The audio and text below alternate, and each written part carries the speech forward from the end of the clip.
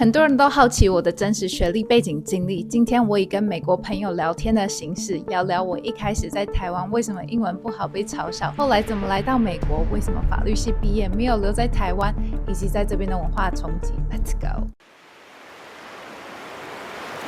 What are we going to do today? We are going to expose Claire's your journey exposed. Let's start with how did you learn English? My first encounter with English is when I was 5 years old. No one in my family spoke English, so my dad, wanting me to learn English, bought Sesame Street tape, and then he would play it for 5-10 minutes before we go to bed. That was my first exposure to English. There's a little chant when I brush your teeth, comb your hair, tie your shoes.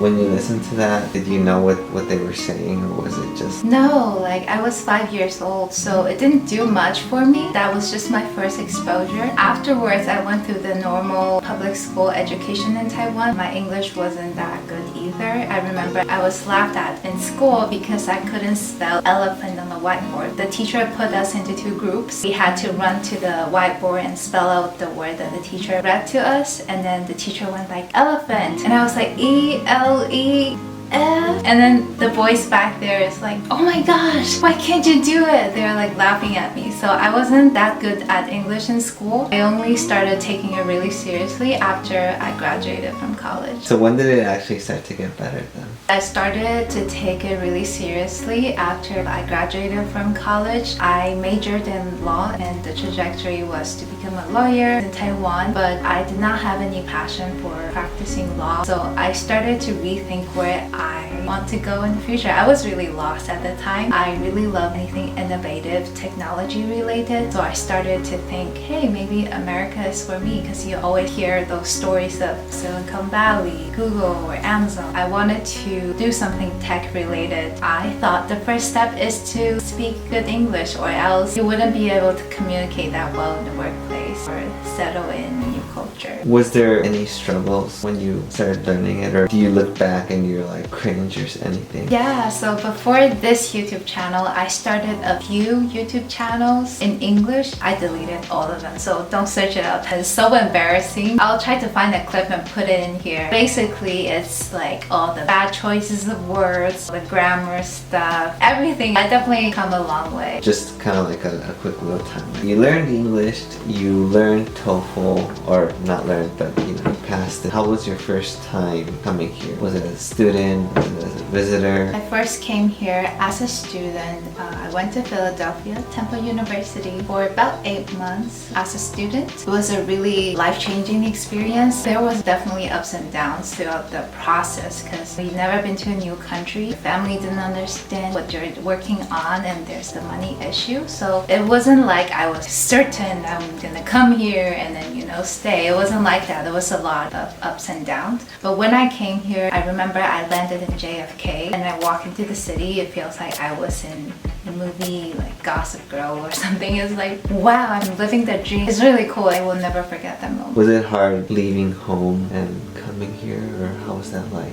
I think it's always hard to leave your comfort zone, your family, your friends, the streets. Everything you're used to is definitely tough coming here alone. Was it hard getting used to the differences? There's a lot of cultural difference you have to recognize and accommodate to. You can still keep your identity, but you have to also understand the pop culture here. I'll give you an example. When I was in Philadelphia, I lived with two lovely roommates, but they didn't understand why I always had to boil my water. It was super cold there in the winter, but I always boil my water to either make hot tea or just to melt the snow.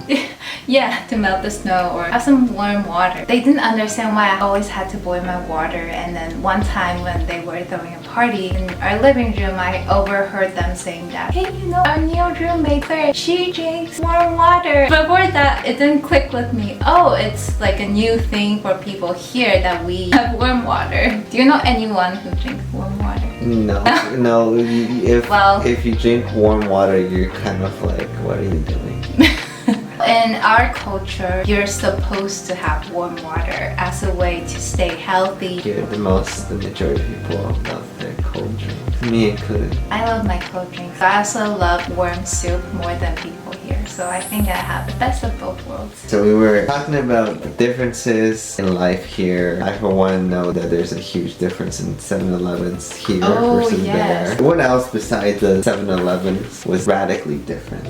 I would say the way people make friends in social scene is quite different. You know, in Taiwan, you don't have to be really outgoing or anything to be popular. You just have to be smart or a top student, and everyone will naturally know that you're the number one in class. People lean towards you. And I feel like in America, you really have to be very personable, put yourself out there and try to be, is there a better word to describe this? Yes, personable. Small talk. Do the small talk based on what kind of group you want to belong to. Say if you're more of a sports person, you start talking about sports. Yeah, that's one thing I noticed. A lot of people love sports. If you can have a little bit of knowledge about that, that'll help you make friends or small talk with people. When I first was in Philly, I wrote down all the baseball teams' name and the basketball teams because I just want to tell which team is basketball team, which team is like baseball, soccer. So like when they're like, oh, you know, Eagles or like the Dodgers, I don't want to say, oh yeah, like I watched a basketball game too. So I don't make bull out of myself. I'll tell you something that I've always noticed. People usually talk about sports, but then the majority of the time they're just trying to make small talk. They don't really care. Yeah, exactly. But going back to what we were saying, the main differences here, I think the social scene is quite different. How did you get used to the differences, or was there something that helped you get used to them? I would say I broke out of my bubble whenever I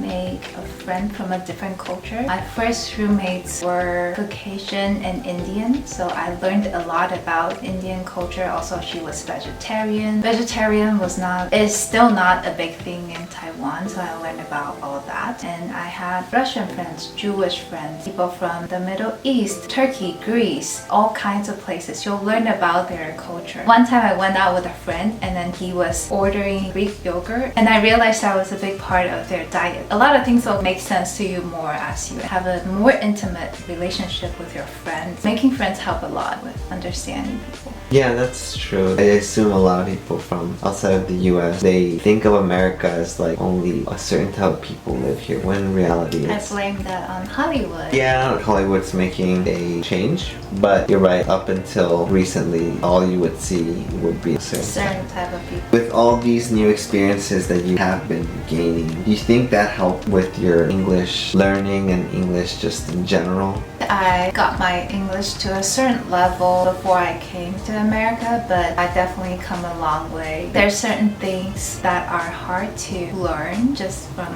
taking in information. That's why I make a lot of videos ordering food or talking to people on the street. I felt like that was the last missing piece in my English learning journey in Taiwan. I never saw people order food. I never saw people having to chat with someone. That's why I record a lot of my videos. I want to bring that last piece to people before they come here. And I think a lot of people from here also do the same thing. They say, as they're getting close to the cashier, they're like, yes, hello, I would like one of this, please. It's just a human problem. What would you tell someone that wants to go to a different country, whether it's to visit for a long term, whether it's a school stay or some other reason, to help them prepare? Two things. One is to stay open-minded. Two is to embrace uncertainty. The first one is pretty self-explanatory. You have to get out of your comfort zone and interact with people that look very different from you, because that's the purpose of coming here. The other part, I think it's less talked about or less expected. There's a lot of uncertainties throughout this journey. You don't know whether or not the school's gonna accept you. You don't know if you're gonna have enough money to make it, and you don't know where you're gonna stay. If you get into trouble, who's gonna help you? There's a lot of uncertainty. So you gotta really know why you're doing this. What's your why? It'll help you push through all the doubts and people's opinion about you. Embrace the uncertainty. I think that's really good advice. Yeah, so the more you can live comfortably in uncertainty, you'll be more suitable for this route. What are some good final tips and advice for people who want to start their journey or start their order at Chick-fil-A? What? It's a joke. Journey to what? Learning English or studying abroad? Or both? I would say learning English in general, no matter what you're gonna do, where you're gonna do it. If you're staying in Taiwan, China, Malaysia, it's good to have your English skills sharpened up because you can communicate with more people. Your world opens up. So if you want to start learning English, I would say spend 30 minutes every day. It could be the commute time or washing dishes, trying to pick a podcast or YouTube channel that you like and listen to it and try to repeat what the people are saying. Build that immersive environment for yourself. For people who do want to study abroad or work abroad, best piece of advice, don't see yourself any less than people here. And I'm speaking from the perspective of my old self, because coming here you always think that, oh, is it that I'm not good enough? Is it because I look different, because I speak not so good English that people would see me differently? You're very self-critical and insecure about everything that you do, but the fact is that people are also busy worrying about their life, their problems. People are hardly noticing what's wrong with you. Most people, they don't see you any differently. As long as you can communicate, you have your professional skills, you are a decent human being. Don't be so insecure about yourself, and your culture and background is actually a big plus for you. 在底下留言你听完之后的想法，还有给我的问题，我都会亲自回复你。想要看我真实的英文学习历程 breakdown， 看这个影片，想要看更多你会喜欢的影片，看这边。那我是克雷，我们下次见，拜拜。